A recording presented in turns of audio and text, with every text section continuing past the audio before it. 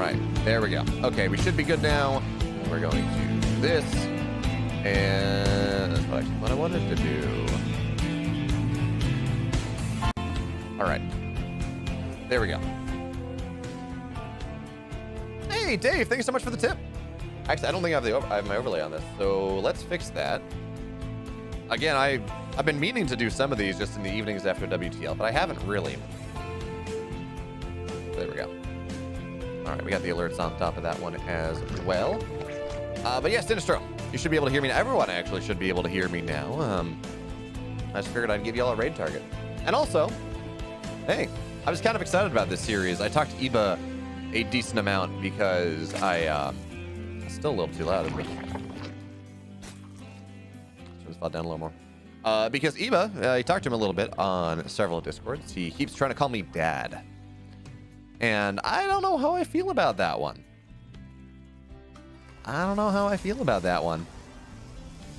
But he keeps trying to get me to adopt him after the fun things that happened in the almost picked, the Clash to Clan War not picked league that I did end up winning, by the way, folks. Just saying. I'm waiting on my trophy from Wardy. But a couple people on the All Things Protoss Discord keep trying to get me to adopt them, and I guess I've given up. So, Iba is my son. I hereby claim him. That's how that works. But the key thing about this game that we're looking at, first of all, Zoun, at times people have said he has had the best PvZ in the world, but as we just talked about actually on the ESL broadcast. There we go. Okay, we're good. As we just talked about on the ESL broadcast, that title goes to one of Hero, Neeb, or Harston. Probably Hero. I think even Neeb would agree with that. We talk about the Hero style. But Neeb would be a close second. And Harston's up there as well. Zoun, really not quite in the same spot. Not really. He's had times, and he's really innovated the build, but the key thing here that I was working my way over to is the fact that, well, Eva's never played on ping. he is the highest MMR youngest player that has graced our servers in StarCraft 2, but he's never played off Europe. He's never played off of Europe, which is just a little bit awkward. Just a small bit. So we're going to have to see what he has in store for us in this game. Does he do insane things? Does he do something normal? Because for right now, in all honesty, it looks pretty standard. Yeah, that's my full screen projector. It's interesting casting on the ESL broadcast as the Def Chase in, but really not going to get all that much. And we should point out here, of course, folks, that we were talking about it during the broadcast, but Zoun did go for the hatch block, so he's looking for damage with those adepts. But actually, this is not the Enlightened Protoss style. So, yeah, exactly. I mean, Eba's 13. Eba's young. He's a young man. Means the future's bright, though, if we're able to get the scene to last a couple more years. I hope we do. How old was I? Yeah, I got into StarCraft when I was 16. Like, I first found out about it.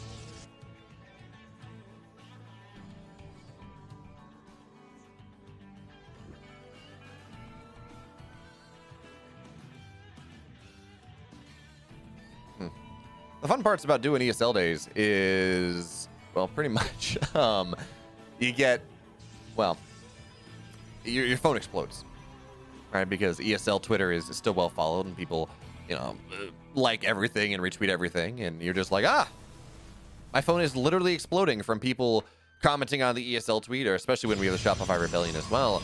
We're going to take a moment to talk about this build from Zoun, because it is odd. And by that I mean it's not even. But more importantly, Adept Glaives are on the way, and +1 air. So folks, you should all be familiar with the idea of going for +1 air. Yeah, sure, you know, out of the Double Stargate build, it's fine.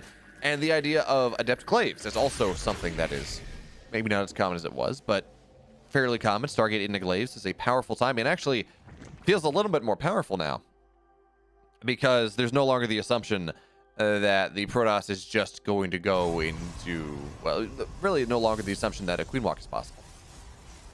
So you don't have this big swells of roaches right around the time that the glaive timing arrives.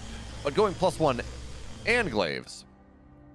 This is a very interesting decision coming in from Zoun in this game. And, well, Iba, he's got some Dropper Lords on the way. He's going for what has been called the German Taxi.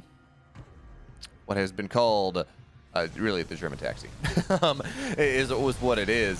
So it's going to be 6 Queens into Overlords, a bunch of Roaches being made. And this is a build that actually deals with what Zoun's doing pretty well. Glaives are done, and here come the Queens. Well, it deals with it so long as he's able to figure out what's happening. If he runs halfway across the map, the Adepts find their way into a base. Suddenly, it's really not all that great, but Iba reacting to it pretty well right now. He's going to say, okay, there are these Adepts. I'm going to kill them. But what this does do, of course, is this buys time. It does buy time for Zoun to build his defenses, to build shield batteries, to build immortals, to build all of these wonderful things. And we do have to pay attention to the fact, by the way, that Queens cannot transfuse off-grid. So these Overlords, these Dropper Lords that normally would not be that much in threat from Savoys because you just kind of drop and transfuse, now it's a little bit scarier, but they will find their way across the map. A bunch of Adepts are here, but there we go. Hey, ESL. Hey, folks. You know, hi, it's me, Bayo, once again. I missed you. But now you're back. So time to see. There comes the raid. And just in time to see Iba go in with a Queen Walker. Actually, really a German Taxi against Zoun in this game where he's been greedy as hell. It was a glaive timing and a +1 air, but it looks like he's kind of holding anyways because shield batteries are a powerful, a wonderful, an incredible thing. So Zoun now is trying to fight back here. Ling's onto the third base. 6 workers have died. Queen's actually running out of most of their energy. Oh, but shield battery overcharge being done, and actually the shield battery is being depowered. That's when things get a little bit complicated. So in fact, despite that being a thing, Iba has realized that there is literally no anti-air in this game. Absolutely none at all.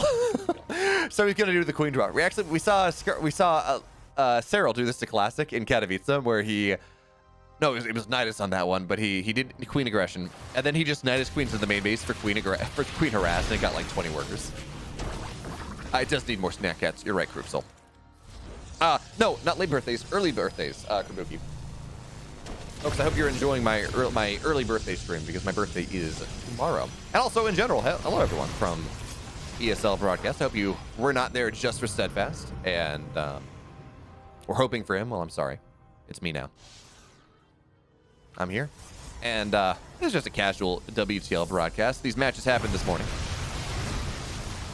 Yeah, tomorrow's my birthday.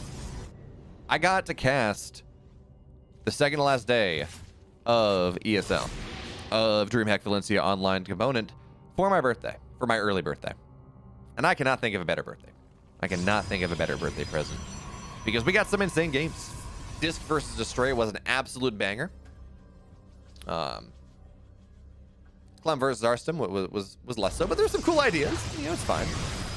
And Scarlet versus Need was super interesting to watch as well. I did. I'm kind of jealous of Steadfast though, Kabuki. He had 19 of 20 possible maps that he could cast today. But because I wanted Clem Harstem, I saw some promise in it. And because Steadfast and I were going to cast both NA games. Wardy wanted to sleep, which is valid. And, you know, Steadfast and I wanted to cast some games together. It meant that I only got 3 series instead of 4, which is fine. It is my birthday in about 3 hours and 43 minutes, Cruxel. All right, we should probably talk about this game a little bit because this is pretty interesting. I talked a lot about this enlightened Protoss style, which is actually not what Zoun went for. I talked about it as the push happened, but he went for Stargate into Glaive Adepts, into +1 air as well with his third, into a second Stargate, into +1 Phoenix, which is a really interesting style. We've seen things like this before, where the Protoss player they'll go air, they'll go +1 Sky Toss, +1 Phoenix, and then they'll go into a ground transition behind that, which is what it looks like we see happening in this game because Charge is on the way, +2 ground on the way. We have Disruptors getting added in and Archons, and this is just such a fantastic way. This is actually one of the early versions of the hero style, where he was going ground, or so we're not getting there quite the same way, but he went ground into +1 masked 2 Stargate Phoenix, back into ground again with Disruptors, and then just eviscerated these anti-Sky Toss ideas that we saw Zergs going for. Like Solar, really. Solar was a victim to a couple of these early ideas. And Foshers, thank you so much for the happy birthday sub, Cruxel as well. And have a safe drive home there, Cruxel.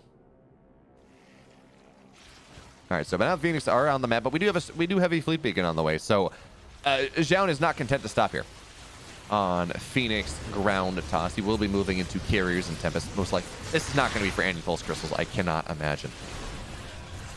But anyway, Disruptor's here on the high ground. And now Eba looking to get a bit aggressive on the map. Disruptor, though, roaches off creep. They're scary against Disruptors, but Biles are going to land. There we go. Phoenix will avoid that one for now, but benefit of +1 Phoenix.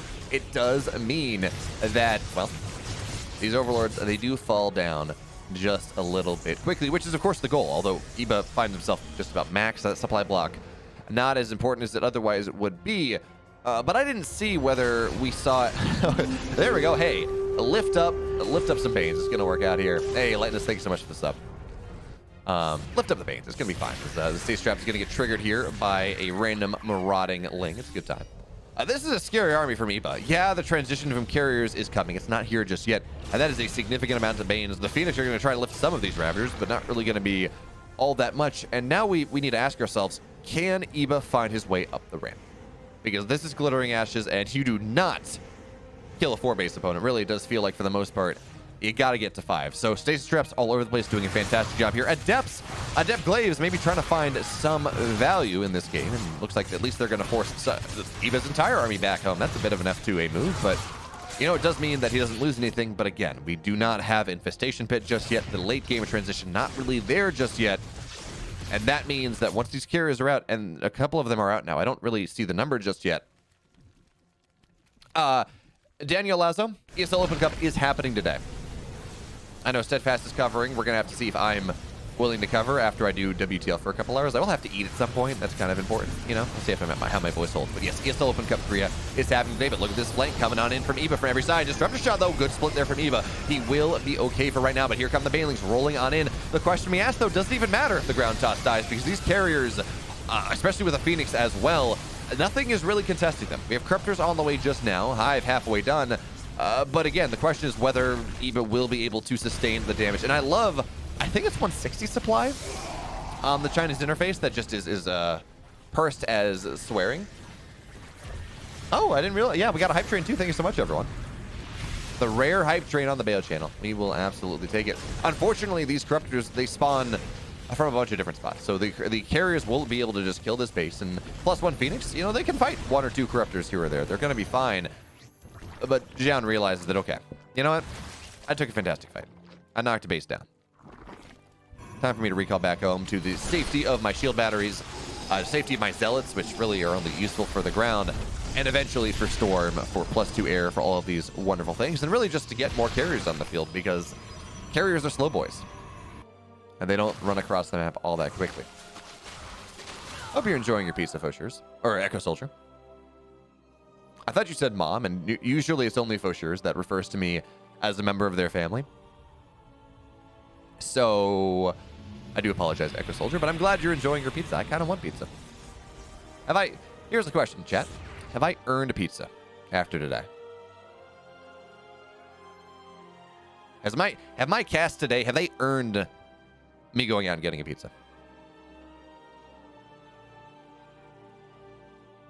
You know, right? Echo Soldier, totally, absolutely unacceptable. Okay, Herpaderpies. Oh, hey, Nina. How's it going? Thank you so much for the insights into this game. Did you see the Disc Astrea series? That was... I talked to you, I talked to Sugar, and everyone's talking about how, yes, absolutely, you know, Disc is just, he's going to lose this so hard because he plays so standard. Well, I'm pretty sure that was not a standard series. Pizza with pineapples and crab. Well, okay, look, if we get some Old Bay seasoning, crab pizza is not the worst thing in the world. But pineapple and crab just sounds horrible, and I do not live in a place where I can get Old Bay crab pizza anyways. Astrea, I mean, yes, Astrea was making mistakes. It was early for him in Korea, and he has picked, but whatever. Anyway, Zealots here on the right side. He was actually doing a very good job in this game of holding down the fort. Losing that base, unfortunate. But this army that Zoun has built much better Zergs. or at least much better, more well-known Zergs with this composition. And honestly, Nina, that Astrea disc series, if Disc had realized that this was a carrier transition, it actually would have been fantastic for him. Like, he just didn't transition, so he was kind of stuck on Stalker Disruptor and really was pinned on too few bases to go for that. Like, if you're going to go 7 bases versus the 4 of Astrea, would have been fine, but he was stuck on 4 bases himself. So that's really how that one works out here. Zealots again trying to find value, but Iba, he's aware of the harassing tendencies of Zoun in this game. So that's not going to get all that much done. It will die. And Iba, now his hive is done. We have, I believe I saw at least pathogenic glands complete, maybe neural as well, but infestors are on the way, vipers as well. So Iba's slowly but surely getting into it's not about whether I deserve pizza, but whether I believe in the pizza. Well, I believe in the pizza, I guess. Problem is, the only pizza place that's open right now is Domino's. No, see, Kabuki, I'm not a believer, I'm a Bayo-leaver. Except I'm here, I'm not leaving. But now here comes the army of Zoun. Fungal's actually going to be very nice on these interceptors, looking to at least knock down some of them. But I believe it's 2 or 3 Fungals. 2 or 3 Fungals to kill the interceptors. But now here, Zoun rotating onto the left side. And the key thing, by the way, is the fact that Iba's army is not there to defend his static defense. So now we have the army running forward. The mothership, well, it's minus 400 right now, but at least it's going to tank some Corruptor shots. Now Storm's going to go down. This is where things start to get scary. Second Storm drops, and the Corruptor's starting to get low. Are we going to have a third? Archons are not really here, though. And the Broodlords, they're actually doing a pretty good job, but the Corruptors, they do start to fall as we see Iba's supply cursing, much like he has to be in this game. Zoun takes game 1. Now we're into game 2. Remember, Iba is down 1. Actually, you talk about hummus, Kabuki. There is a hummus, it's Cedars hummus, I think, that is local to the Northeast. Massachusetts, I think. And they make some pretty damn good hummus. I have a vat of it in my fridge right now. I have some like nice roasted red bell pepper hummus. And it is absolutely delicious. And I can see crab on a pizza. I can understand. Maybe like an Alfredo pizza. But I'm not getting... That's not coming from Domino's. Not at all. Also, Nina. You know what? I can't even be mad because I was in your chat the other day and realized I still hadn't followed you, even though I hang out with you a lot. Or hang out in your chat a lot. And I finally followed. So I can't even be mad about saying, hey, Nina, why haven't you followed? So. Oh, yeah. I love making hummus. The problem is I always forget to soak my...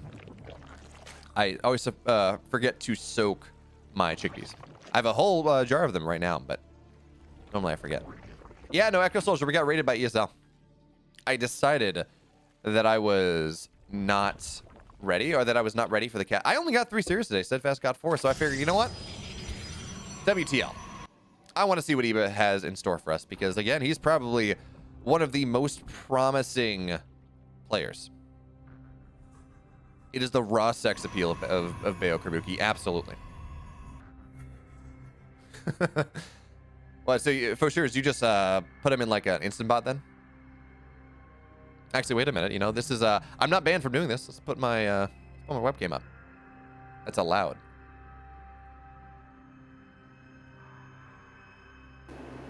Not the entire screen. We don't want that.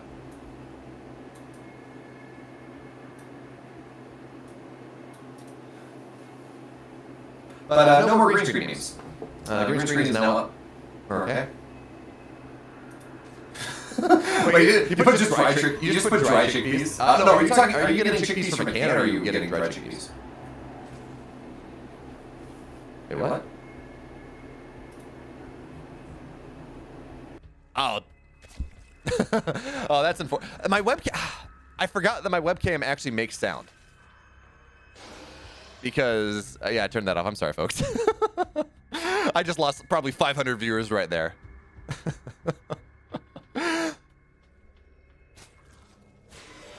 I am the voice of God. Here, is this a better echo for you? There we go. All right, now that's out of my system. We're okay.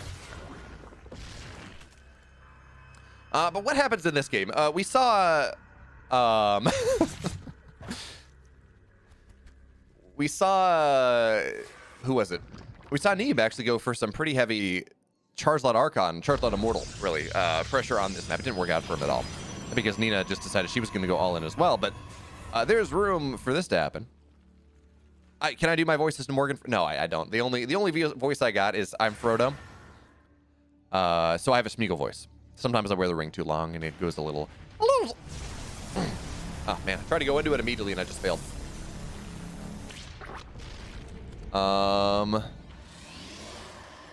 Can I really over compress this? Can I really over? But we don't want reverb. Is that gonna do it?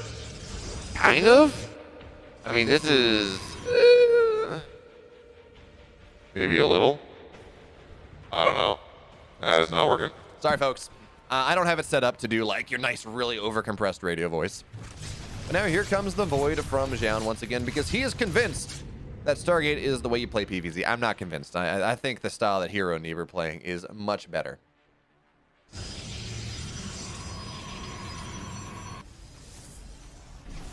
I was talking about the Neve Scarlet series. I'm not confusing Nina for Scarlet. Yeah, see, here's the thing, is Cinnamon. I know it's technically Zoun, but we just acquiesce with the majority here. It's not worth the belly aching of 10,000 angry fans yelling at you that, quite literally, this caster is an idiot and he cannot learn and whatever. Like I tried to follow the way I understood it to be in Katowice, and it's like, yeah, you know what? Honestly, either it causes confusion because my co-caster is pronouncing it the way most people do, and then it's like, okay, this is just bad. Or you have the entirety of chat up in arms, and that just feels bad. So you know what? We'll do it, whatever. I mean, random hyper one, it does feel like the new style is more consistent. I see Protoss winning in with it more consistently. Oh yeah, I'm aware. Zhao Yun of the Romance of the Three Kingdoms. So it's one of those things where, like, technically, it should be Zoun or Zoun, but realistically, we go with vernacular. We go with how the language has evolved to say it. You know, that's just how it works. But Adepts find their way into the natural now, and they're gonna find a couple drones here. 2 will go down. Does it make it 3? No, the Adepts, they're targeting other things down. Here comes the Oracle as well, but the Spore is one more shot. Spore will be safe, and we gotta point out Eva's creep spread through the middle of the map. It is rather nice, but he's running to the rocks.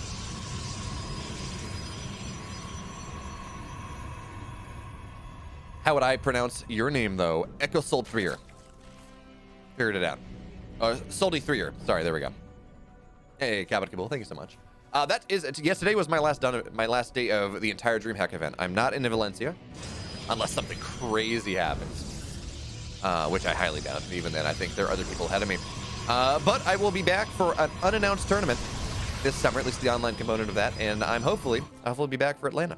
So, or at least my involvement in the tournament is unannounced. I believe the tournament may have been announced by now, not sure.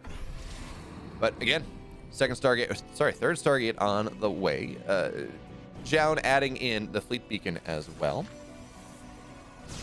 Echo Soldy Threer, that's not how you spell your name is. That's confusing to me. Now notice Zoun is trying to take this fight. How long have I been Elijah Woods? Well, I need to set up a stream deck for this, but here you go. There you go. Have some Elijah Wood emotes. Cast a Frodo emotes. There you go. Does that answer your question, okay, one? Hope it does.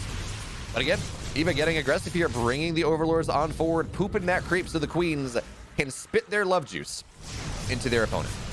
I can't believe I just said that. Never again. To their friends.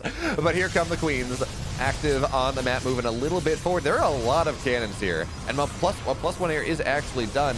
Oh, the Ravagers, that's not where you want to be. They're out of transfuse range, which means the Void Rays, they're just going to kill them all off. Eva, maybe this is the again, he has not played on ping like this before, so he will suffer from this indeed. Really, it is all left to the Queens now. And while the Void Rays, they don't fight the Queens super well, we're getting 3 Void Rays out at a time. They do have +1, and +1, it does mean a lot. These cannons still live. Shield Battery still doing a damn fine job.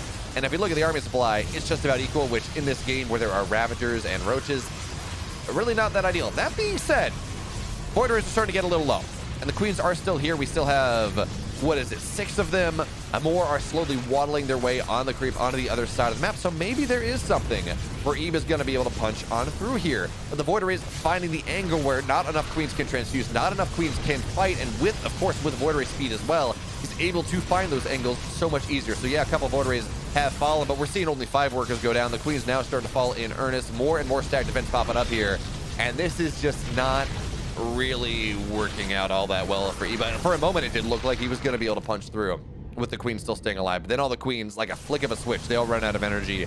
Void Rays hit a critical mass, and just all the queens fall down. Like so many dominoes. Ooh, dominoes. That sounds like pizza.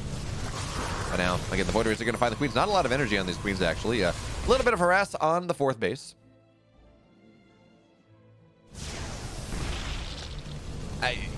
Oh, wait. This is new. I haven't seen the what extension? That is cool. I need to start using that when I do EPT casts. Oh yeah, no, Echo Soldier it is, but here's the problem. That is like the only pizza place that's open right now. So if I want pizza, it's got to be Domino's. And y'all have been talking about pizza all night, so I'm like, I'm contractually obligated to go get pizza. So this is the problem that you chat, this is the problem that you put me in. I cannot believe you would do this to me. But here, the Void Rays, they're gonna find a lair. And that's a dead lair. Roach is still on the other side, still trying to find something, and a decent creep spread. I go to Dartmouth, folks. I'm a PhD student at Dartmouth College, and you want to know what our logo, our motto is? In Latin, it's Vox Clamans in Deserta, which quite literally means a voice crying alone in the wilderness. It's pretty accurate. But anyway, here come Hydras, and Hydras are pretty good against Voids, but of course also Hydras are terrible units, so being pretty good against Voids is we got to take that one with a grain of salt here, especially with all the stack defense being rebuilt. Shield Battery Overcharge does now get popped as carriers join the field. +2 air is not yet done, but here's the thing. Eva, he doesn't have Carapace. These Hydras are just absolutely melting. As we can see, again, the Void Rays have done the most damage in this game by a long shot. Significant margin. And now, creep is starting to go down. Zoun has been able to secure not only his 3-base position. Columbus is a city, Echo Soldier. Come on now. That doesn't... Saying you live in the... No. Bad. Bad. That's not okay. Hey, Joey. Well, this is just the WTL overlay. Yeah, so... for whatever reason, the Chinese overlay censors some numbers. So it's like 160 supply and 150 supply. You just get them cursing out instead.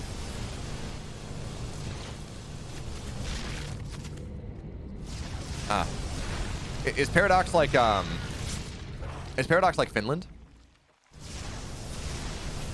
Now here comes the army. What's up? Apparently, carriers having a little bit of friendly fire makes sense. Of course, trying to shoot down, just getting all the interceptors out in time. But there we go. Zoun punches through, and that's going to do it for game number 2. Hey, you know what? Thank you so much to Merlin for following me. The magic of Merlin teleported me back from my restroom back here. Excellent. Well done. Thank you so much. But now we are into this series, and Echoey 3R just sent me a bunch of Ohio memes about Ohio not existing. But my question I ask of you is whether you're aware of the Finland conspiracy, which is probably my favorite, like, really oddball conspiracy. And it pretty much goes and says that the presence of Finland existing. Hey, PGK, thank you so much for the 10 subs. I do appreciate it. And to everyone that got it, congratulations. You can now spam the Frodocaster emote when I'm not casting an ESL anymore. Yes. Finland does not exist. It is a conspiracy between Russia and Japan to secure fishing rights. Have you ever met anyone from Finland? It's not like Cyril is from Finland and, like, proves its existence by, like, dominating everything. No. He's actually from Sweden, and just, Finland is a... Thank you, Echo Soldier. The Finland conspiracy is a fantastic one.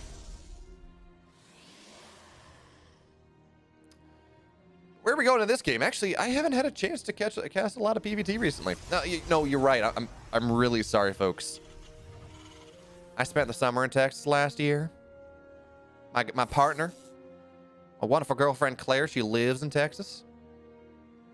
I should have known that Sarah's from Texas. Although that's more of a southern accent than a Texas accent, so that's more of like a country accent, like from where I grew up. So, folks, I do apologize for getting it wrong. No. It's Cyril's a Russo-Japanese super weapon. I mean, sure, fine.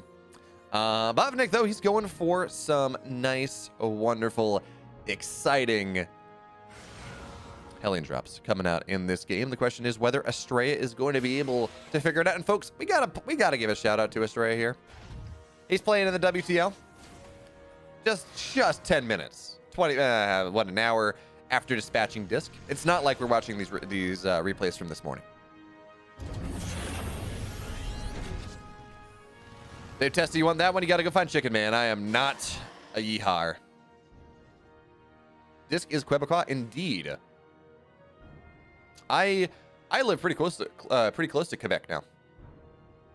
It is on. Actually, I'm actually pretty excited. A couple of my friends from my undergrad at ASU, well, my girlfriend and one of my other friends are going to be traveling through Canada this summer. So I'm gonna go and I live in New Hampshire, right? So that's actually really close. So I'm gonna drive out like on a Friday when they're in Toronto. So I'm gonna go drive out to Toronto. Trying to meet up with any of my friends from Canada there, and then we're all going to drive to Montreal. And we're going to do that, and then I'm going to drive back home and get back to the work of being a PhD student. But it's going to be fun. I think I finally get to meet Steadfast, which is exciting as the Hellions dive on in here. Astrea already getting one, but of course you got to get two because that's the one-shot potential. 3 probes go to... Yeah, this is just going to get 5 workers. And, oh, okay, it's going to get 6. That is something. Astrea getting a little greedy, but you want to get 8. 6 workers is the bare minimum. Botvinnik does not get enough here. And Astrea, look, he's on 3 bases. Well, in fairness, still 35 workers. Astrea, maybe not quite on the worker count he would like. I mean, ideally, when you hold this off, you want to be 2-3 up over the Terran. To say, yeah, really, it is fine. Bringing yourself down to even for a second says, okay, it's okay. But also, the starport has to rotate back home. It means you can't build Hellions as much, or medevacs as quickly. It does delay the rest of the push, which certainly gives Astrea time to probe back up again to get his Colossus out. And when these Colossus are out, and certainly when we have charges, I don't think charges is done yet. Just Blink. Actually, Blink might not even be done.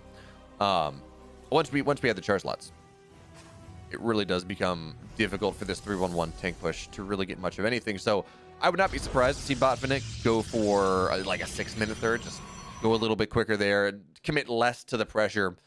Because realistically, especially on a map like Hardwire that takes a while to run across the map, well, it really does not feel like it's going to be able to get all that much. But yeah, Jean Sim, if you are from Quebec, specifically Montreal, and there are things that I should do on like the weekend when I'm in Montreal. Yeah, I think Mont Tremblant is on my way.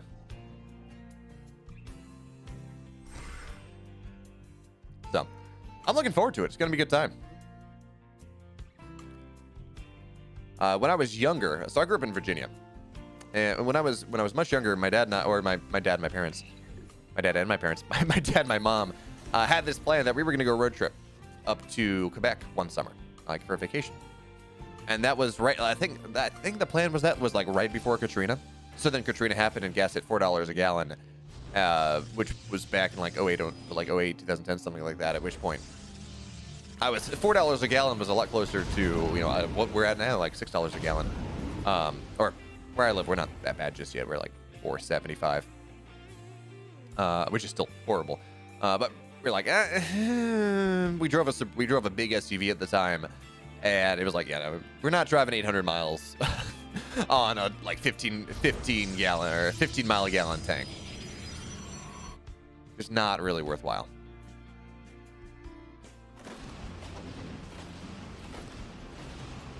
Again, Botvinnik, he's looking for aggressive options here as Stim does complete. Concussive shells will be done by that 7:30 mark, but again, he did opt to go for that 3rd base. He is accepting this idea that you're not really going to be able to end the game. And Astrea here being active on the map, just knocking a Marine down before running back. Oh, good flank there coming in from Botvinnik, though. Did not see that one. So Astrea should be able to blink most of the Stalkers out, but still, hey, losing a Stalker, well, at this point, you don't want to lose anything.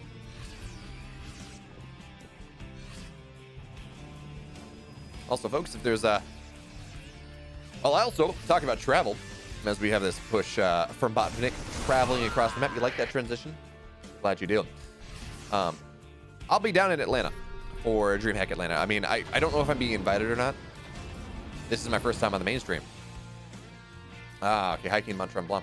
We'll see. We'll see how much time I have, and also what type of clothing my girlfriend and her friend, my girlfriend and my friend, bring, because they don't have hiking boots. I mean, yeah. So I don't know whether I will be at Atlanta as talent or not, but nothing is going to stop me from attending the first StarCraft LAN on North American soil in like 3 years. That is happening, and I'm hoping even if I don't get invited, I'll be able to go and like guest cast on for a series or something.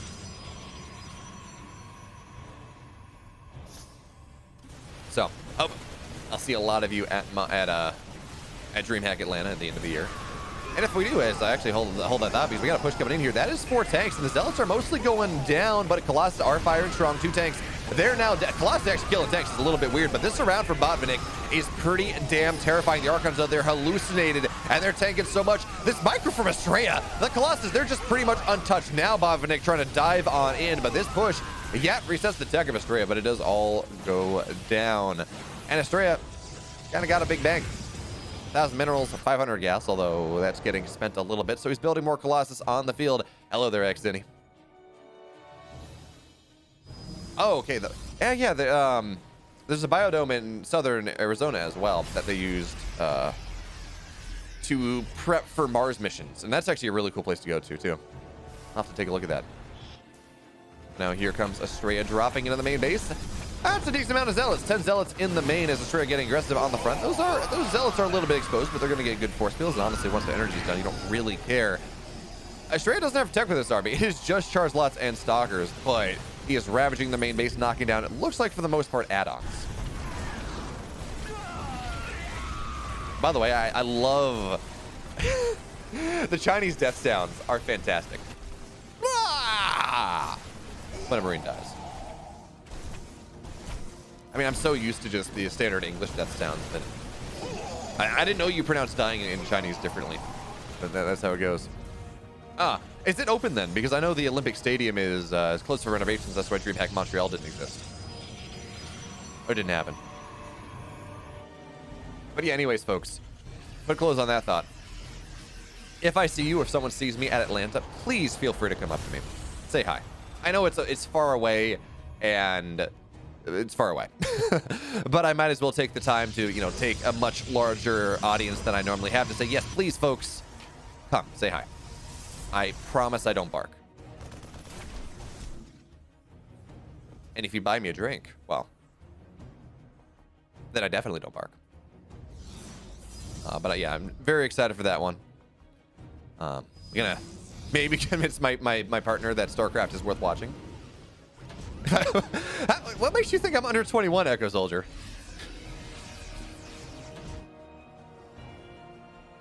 Sorry, Echo Soldier 3er. My bite, well, I close my mouth a lot when casting, so my bite is well defined. I don't know, Zamak. I can tell you. It's a 750 watt one. It's been 20 years exactly. No, Echo Soldier. Tomorrow's my 26th birthday. Actually, 3 hours is my 26th birthday.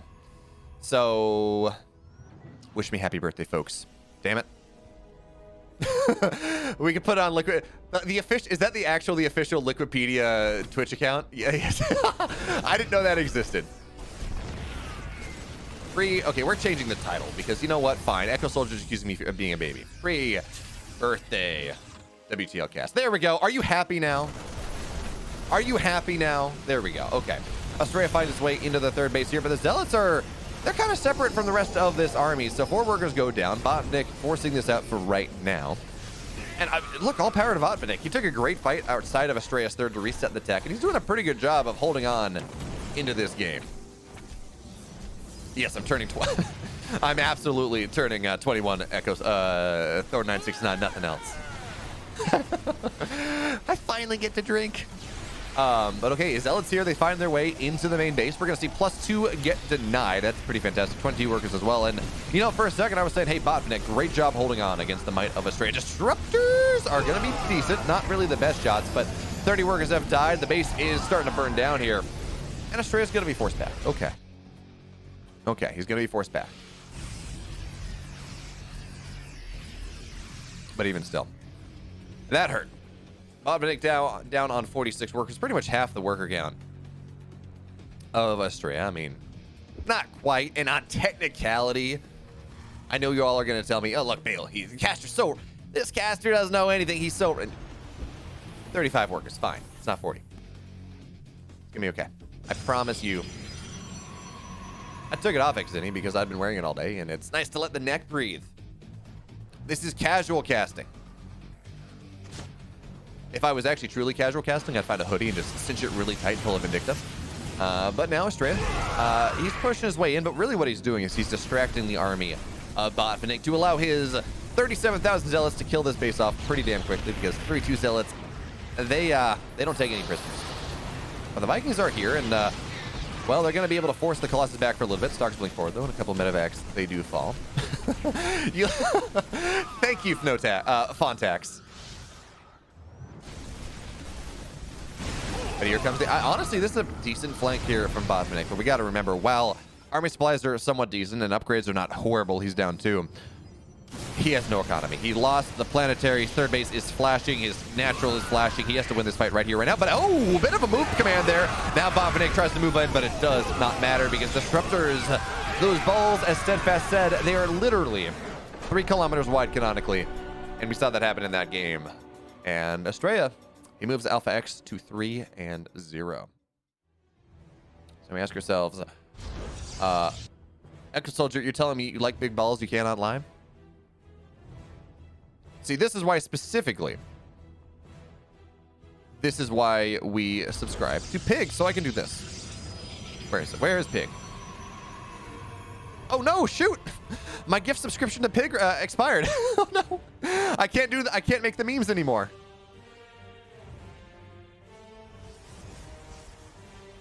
I'm so ashamed. It's like the worst thing that's ever happened to me. I need to show up in Pig's chat again and then catch a gift sub. Because, folks, you know, we all understand. It's iPig balls. Not X5_Pig. He's iPig. But we all understand that as someone who is cast on the mainstream now, I refuse to sub to people. Because I understand if I'm going to show up in a stream, someone is inevitably going to give me a sub. And if they don't give me a sub, then that community is just not worth my time. That is how it works. I don't believe in supporting my friends. It's just not possible. It's just not worth it. And before someone clips that and like sends it to Pig, that's a joke, folks. Sarcasm is real. But Astrea has gone for a bit of a max packs build this game. And we're going to have to see. Botvinnik does scout this, but whether he's prepared to deal with it is very different because he's not canceled the command center on the low ground. The entire point of this build is to cancel the command center. So there we go. Okay, cancels now. Reaper on the way. Actually, that was pretty cool because what Botvinnik did, he waited for the probe to leave to say, yeah, sure, commit to this. I don't know about it. Commit to it. Build those second zealots. Wait. And then, well, you're not going to find anything. Hello there, Thorth. It sounds like you're a popular person in someone's chat, at least. So, welcome. I'm glad you have friends. I wouldn't know what that means. Clip out of context so we can cancel Bayo. Absolutely. Oh, man. I stumbled over my Scarlet introduction on Berlingrad today.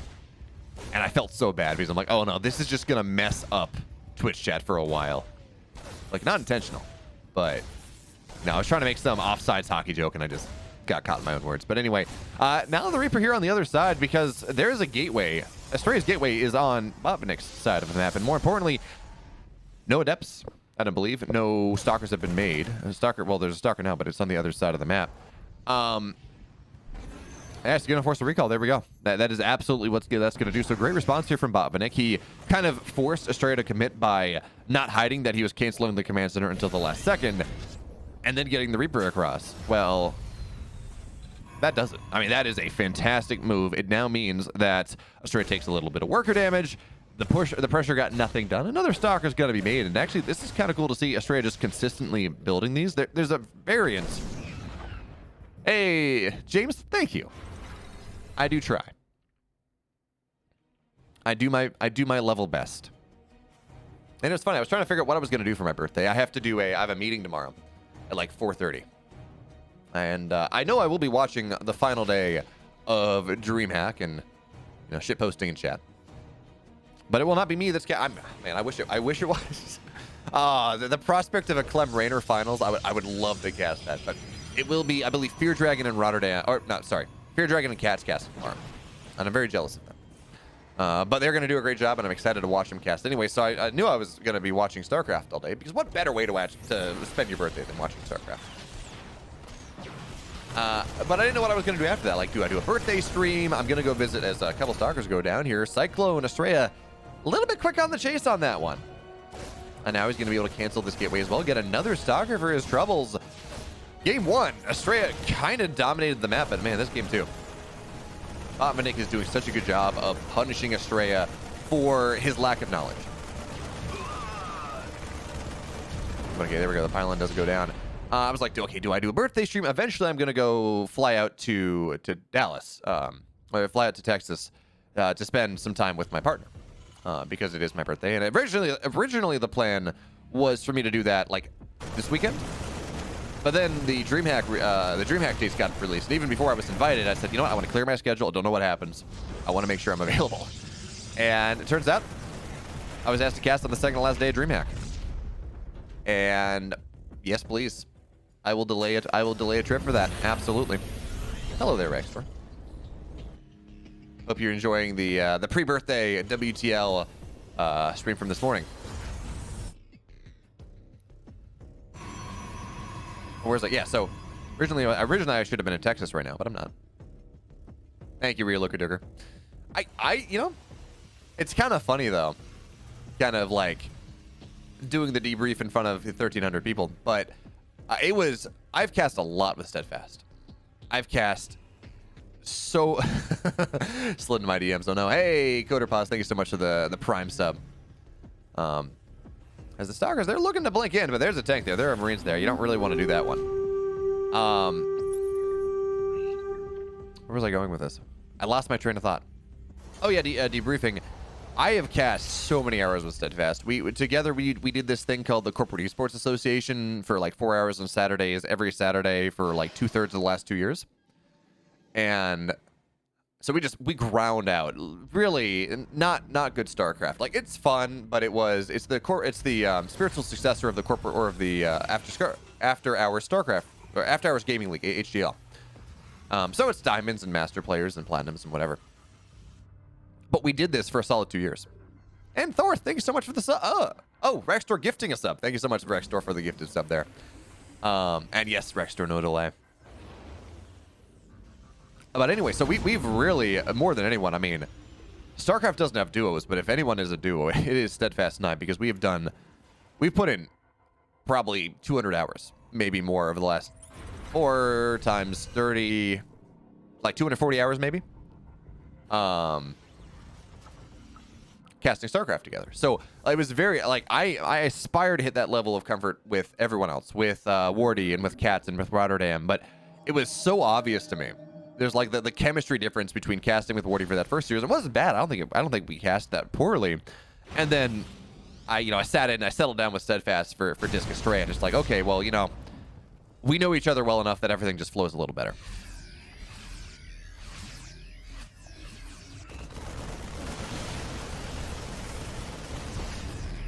Yeah, no, John Sim, I spent the summer in Texas last year with an internship with Lincoln Labs in Boston, because that's how that works. But here now comes the pressure of Botvinnik. We wasted enough time talking about things that don't matter. This is actually a really scary army from Botvinnik here. Because of the damage he was able to get early, he's going to go and snipe a shield battery immediately. Notice Astrea, though, he's waiting. He's buying time. He wants that. He wants Extended Thermal Lance to finish. Botvinnik actually not going to commit to this as hard as he should have. He could have denied it, but he does not. So Extended Thermal Lance is done. Probe's going to get pulled out here. Astrea trying to buy as much time as possible, but now here come the Zealots moving in, but they're not on top of the tanks just yet. The Colossus are rather exposed here, and yeah, Guardian Shield does a great job, but still, they are exposed. That being said, looks like on the right side, Astrea wins the fight on the left side, though. So many workers are going to go down. This third Colossus is under heavy threat here. Now starting to blink forward. The Colossus falls, and there are no more where that came from for a while. The Robo Bay fell. 18 probes fell. 18 probes hit the deck, but now here's the question. Can Astrea chase this down? How much value can he find on the retreat? He's going to try to find a Marauder, but Marauder hot picked up, goes down. Stalkers blink forward. They knock the tank down. They knock the Marauder, or excuse me, they knock the Marauder down eventually, but they knock the medevac down as well. And Astrea now trying to seesaw this. He's trying to run this across the map because he took a lot of damage. He lost an entire mineral line, and he lost his Robo Base. So these Colossus are really the only Colossus he's going to have for a while. But there's not a lot of anti-Colossus tech. Sure, you get enough tanks and eventually they're fine, but that's complicated. And in the words of Avril Lavigne? I don't know, someone. Why you gotta make it so complicated?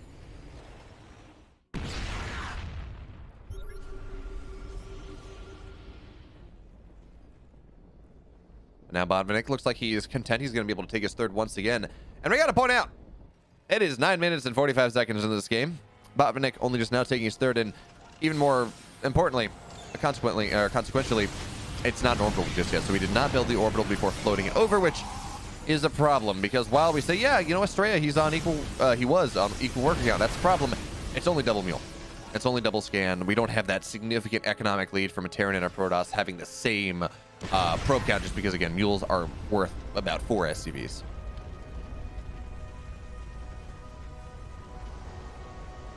Echo Soul D3er, well done.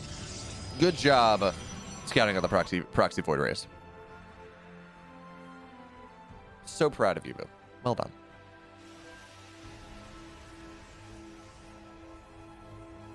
That's kind of funny, though.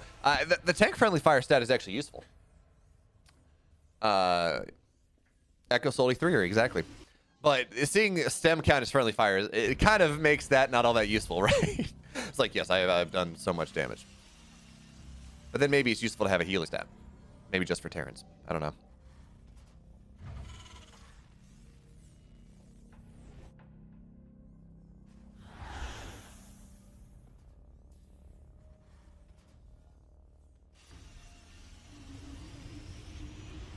Thank you so much for that DM, Rextor. I do appreciate it. What Discord was that? You don't have to respond here, but what Discord was that screenshot from?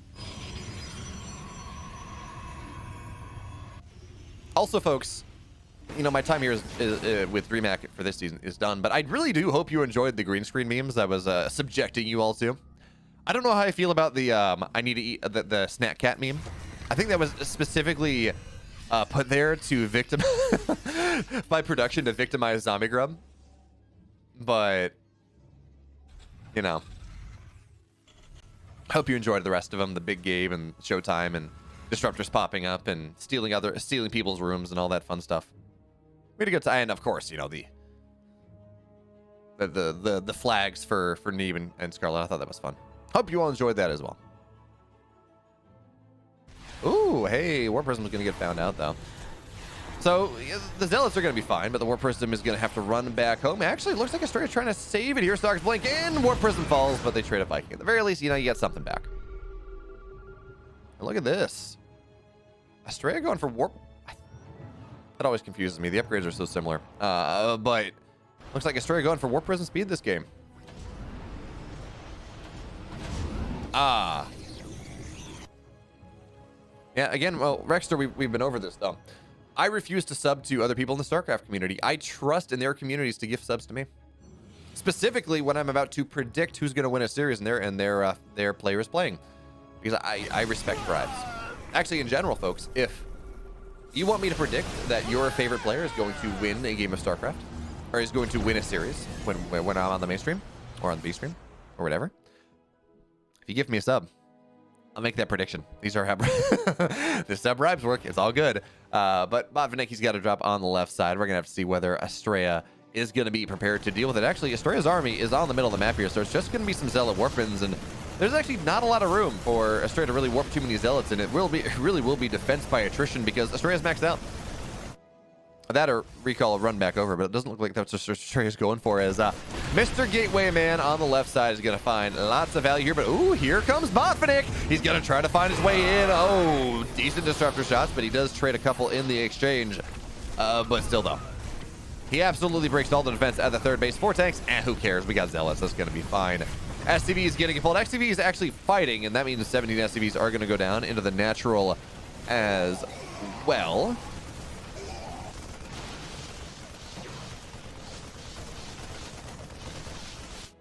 That's happening to me, Rexter. That's happening to me for a Vindicta's stream as well. He's like, hey, people had nice things to say about your casting. You should join the stream. And now it's just like, hey, Bayo, sub. They're memes. Like, no. And then they send me screenshots of the memes, and it's like, no. I don't want those memes. Those memes are they're too dank for me. I can't handle it. My heart, stressed as it was after the Astrea Disc series, cannot handle the dank memes that are on Vindicta's server. So, but anyways, we're gonna have Zealots. They're gonna find their way on in once again. Astrea, he's looking for the break. Oh, disruptor shots preemptively as we hear the sweet chorus of death in my ears. He preemptively sees that there's a flank coming, and he knocks it all down. And now it's a 60 army supply lead. The Zealots are going to find the planetary, but at least the planetary is almost done, so that's hard to kill. But there's a bit of movement from Botvinnik. Once again, Botvinnik, he's falling, he's dying. We're seeing explosions all over the place. 3-kilometer wide disruptor shots are terrifying things indeed. So now the Zealots, they've run in, and the Stalkers, well, the Colossus will eventually fall, but so too does Botvinnik's hopes, his dreams, and now his reality. Astrea 2-0. Alpha X goes up 4-0. Oh no, the addiction's real. Also, folks, this has been an update for my plans. I was thinking about maybe I do EPT Korea. And I normally, by the way, folks, if you're curious, hi, my name is Beowulf. I cast StarCraft a decent amount. If you're curious about my schedule, it's not down below because I'm bad. But I cast EPT NA on Mondays, 7 p.m. Eastern. I cast EPT Korea most Saturdays, but not today, actually. I'm feeling tired. Feeling the strain of casting all day. And more importantly, my voice from just Astrea Disc. Let's be real.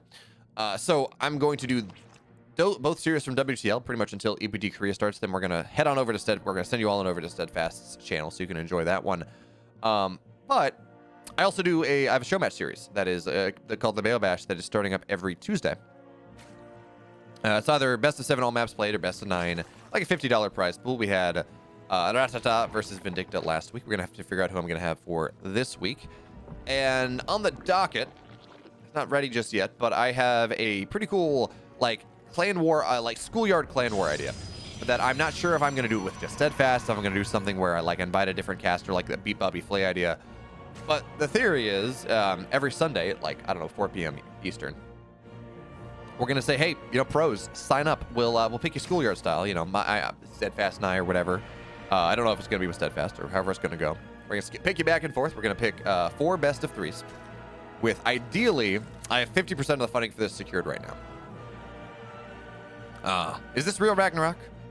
Is this real RagnaroK watching himself get casted? I don't know.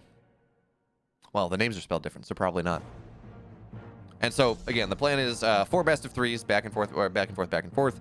Each best of 3 worth about $50 because I have 50% of the funding secured, so I have it at $100 right now. I'd like to move it up to $200. So again, $50 for 4 best of 3s, $50 per, not 25 per. That's the ideal.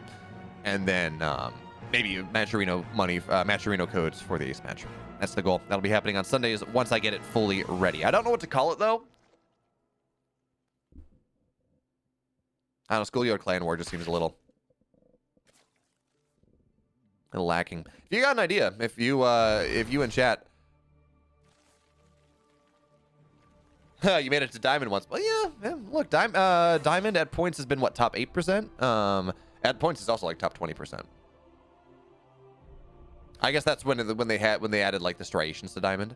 I want to say before they added like Diamond 1, 2, 3. Diamond was top 8% and Masters was top 2%. I think right now it's Diamond is like top 15, top 20%. But I mean, there's such a skill difference between Diamond, like low Diamond 3 and high Diamond 1. But I mean, that's true of any MMR bracket, I guess. We should probably talk about this game, though, just a little bit, because we've survived 3 minutes and 30 seconds without talking about it. Well, ooh. Oh, that's fun. It's going to be a Oracle opener, but Rodzyn also not playing the Enlightened Protoss style that we have been so accustomed to seeing from Hearthstone and from Neve and everyone else.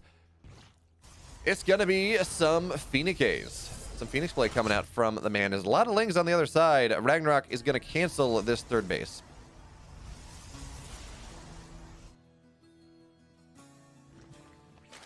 He's going to go ahead and cancel the third base of Rodzyn for right. Actually, I don't even know if he dropped it down. But... Ooh. Folks, I'm going to be honest with you. I have no idea what's happening right now. Robo going down. It was only a single Phoenix back in Oracles. I mean, this used to be a thing. You used to get that Phoenix, single or double Oracle, single Phoenix, or maybe triple Oracle, single Phoenix to go lift the Queen and get more damage in a base. But adding the Robo this quickly tells me it's probably not Phoenix play, which is it's just going to be interesting to see what he goes for here. This is not in the meta. Is not in the meta at all. And no, RagnaroK is going to go try to cancel on this third base. He gets it. So Rodzyn going for this fancy, rather greedy style. Oh, unfortunately there. Rodzyn does keep the beam on that one Oracle, so it's going to run itself out of energy. But okay, 3 more gateways go down, which puts us at 5. Robo done. Immortals on the way. We're going up to, is that, I think, a 4th Oracle? Can't tell whether that's 3 or 4. I think we already have 3 out, so I think that's a 4th Oracle. And 4 Oracles, a bunch of gateways, Sentries, and Immortals. 6 gate. This is, Rodzyn's taking his third base. Ooh, certainly they find their way on in, so that's a dead Sentry. Which, hey, you know what, nice anyways, because you force the energy out of it. But the key thing is that they see there's a Chrono on the Robo, so that is a good tell here. It does tell RagnaroK, okay, things are getting a little weird, but this is a fake third. It's absolutely a fake third base. Rodzyn's kind of protecting it, but he's only on 45 probes. He has bought himself up to, I try to hit T and like, I tried to hit T to figure out where we were, but how many gateways we had, but can't do that. But anyway, moving on to 8 gates, I think is what we got. This is just going to be kind of a Soul Train idea, with a bunch of Oracles to add on additional DPS and just the addition of the Phoenix as well. Just I guess lift Queens. This is a cool build. This is not something that we have seen, that I have seen, all that often. So I'm very curious to see how it's going to work out. I mean, I can't. There's a reason we don't see these as much anymore, but for right now, Rodzyn actually, he finds himself in an army supply lead. And that is really the big tell. If you say, okay, look, does the Zerg hold this? And you say, well, if the Protoss is equal on a head and army supply, that generally is a very good thing for the Zerg. And it will force a cancel on this 4th, or for the Protoss. That will force a cancel on the 4th base right now. And here we come, moving in. That's a decent amount of force fields in this army right now. Queen gets murked immediately. Now Bling is looking for this round. Force fields a little bit preemptively. RagnaroK was already pulling back by the time the force fields were dropped, but the gas is going to go down. Damage starting to get done on this third base. Oracles, they look to fly in. One of them will not go down. Nice job there. Now we see the Spores fall, and this is pretty cool because the addition of the Oracles here means you have stasis traps. It means that there are no flanks, which does then, of course, mean that this is a lot harder of a fight for RagnaroK to take. So yeah, he's not even up really in army supply. He's up in workers just a little bit, but army supply is just about equal. He's got +1 there, sure. And he's building a bunch more overlords. Ling is on the other side. They're going for a counterattack, but this is a fake third. Honestly, RagnaroK, Rodzyn wants to keep it alive because that just secures his advantage, but it's a fake third. Doesn't really matter all that much. Pull out RagnaroK. Your life will be in stasis for 18 years. Wouldn't that be horrible? Right? So, as it works right now, units in stasis trigger stasis traps. But wouldn't it be horrible if you could just layer stasis traps? So you're like, oh, all the units are in stasis, I'm going to drop another one. And they'd only trigger stasis once the stasis trap ends. It's just like, just locked in a time bubble. That would be horrible. Double plus ungood, no good, very bad.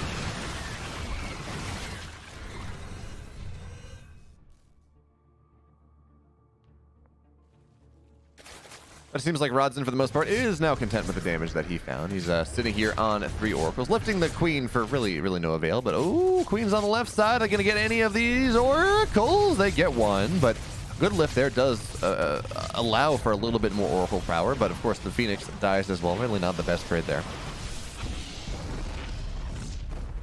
And Rodzyn has to kill a gateway. And that was a full wall, I guess, but now he's moving into double Rebel Disruptor behind this, and against a lot of Roach Ravagers, because again, the Baneling Nest failed, so you need something. Well. Oh, I actually want to ask you all. What do you think? How good are Disruptors against Roach Ravager, especially off creep? Are they good? They're not good? We got to do the YouTuber thing. Let me know in the comments down below.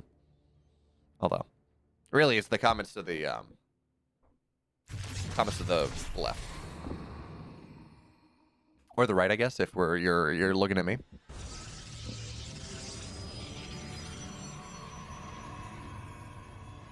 Okay, so the friendly fire there, I guess, from the Stalkers and Zealots is killing off that gateway. That's about the HP of a gateway, so that does make sense to make sure that they can get on out.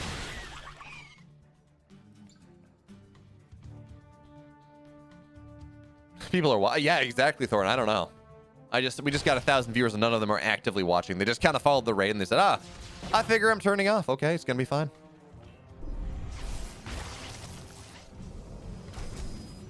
I mean, I can't imagine watching this. This is horrible. Listening to me, looking at me. They just spent 10 hours doing it. Why would they do that for more? I don't know. But anyway, Rodzyn finding his way on in. Interesting force fields, but he will be able to segment off a Ravager. Now, a lot of these Banelings, they will fall. And Baneling Nest, or Baneling Speed, not done yet. 10 seconds away, and that's really going to be the timing where Rodzyn may be cursing, as we see that get censored there, but a bunch of Zealots warp into the main base here. Now, we got to point out, Blink is not done. Charge is also not done. These are slow lots. That is really awkward, but they're going to find their way on top of things anyways. Now, Baneling's behind the mineral line.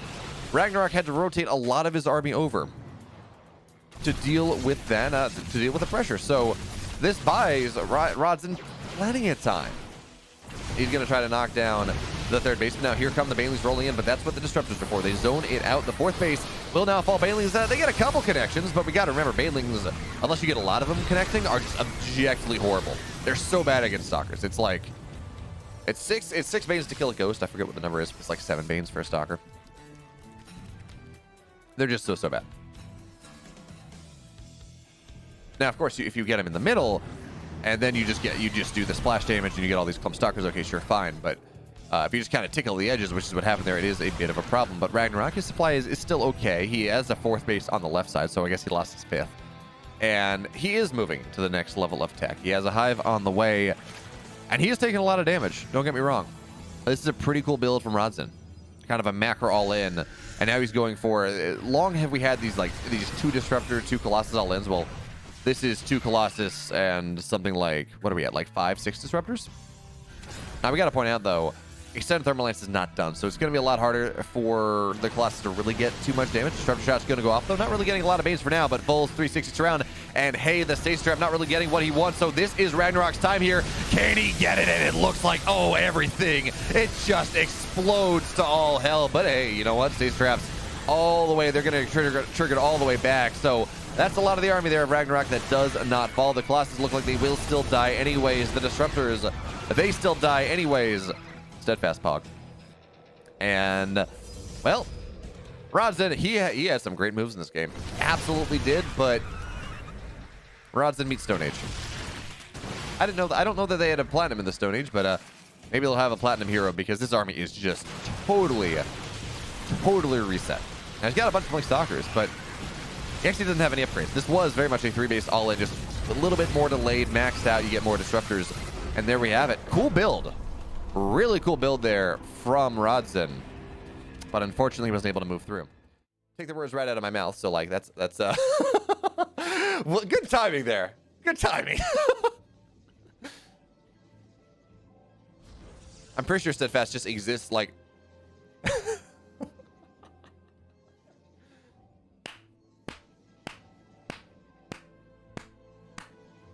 I have been properly trolled. Well done there, Steadfast.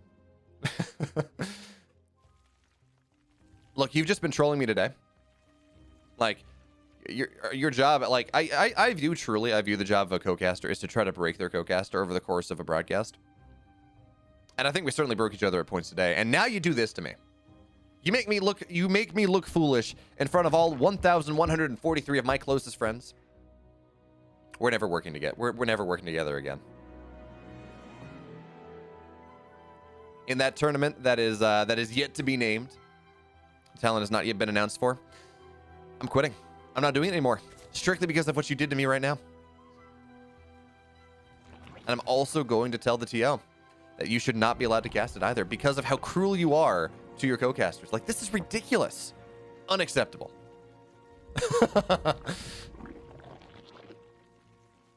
No, Steadfast. That's only because you had like cast like 3 straight 5-game best of 5s in a row. I don't, Rextor. I've heard rumors about something, but the thing in the Liquipedia, I know about something that may or may not happen. But in the Liquipedia, no, Corn Muscles, here's the thing though. Like, Steadfast would smash me. He has more time. He plays more StarCraft than I do right now. And he's like he is GM on occasion. I'm like M2 when I have time to play consistently. It wouldn't be close. Certainly not in ZVZ. I don't think he's BSing, but he was talking about some sort of announcement, a bad announcement yesterday, and that didn't happen. So I've heard rumors about something that I can't talk about. But anyway.